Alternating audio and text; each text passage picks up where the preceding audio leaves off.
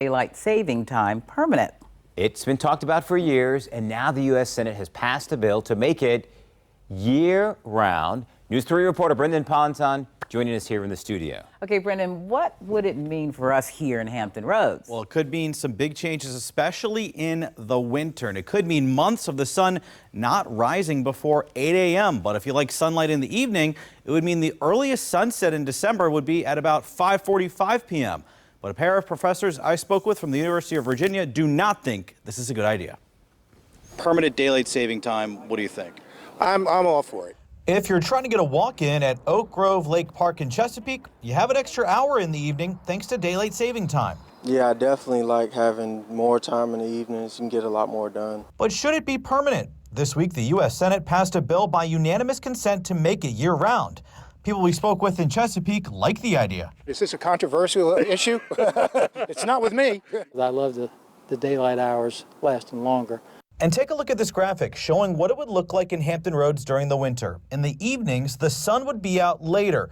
The earliest sunset would be at about 5:45 p.m. in December, and it would still be light out at 6 p.m. in January. Emotionally, I love the idea of having more light in the evening, but intellectually, I can't justify it. UVA biology professors Iggy Provencio and Ali Goulair say the problem with the idea is the mornings in the winter.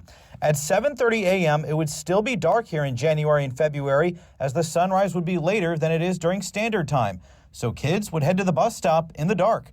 They think the current system we have of falling back and springing forward is not a good one, but they don't like this idea either. I'm glad that there's an attempt to maybe settle down on one time, but I think they're selecting the wrong one. We're going to pick a time, then standard time is the way to go, because as Ali mentions, it more closely aligns with our own internal clock. They warn of potential negative health issues, from cardiovascular problems like heart attacks to even cancer, from being awake in the winter, possibly hours before the sun comes up.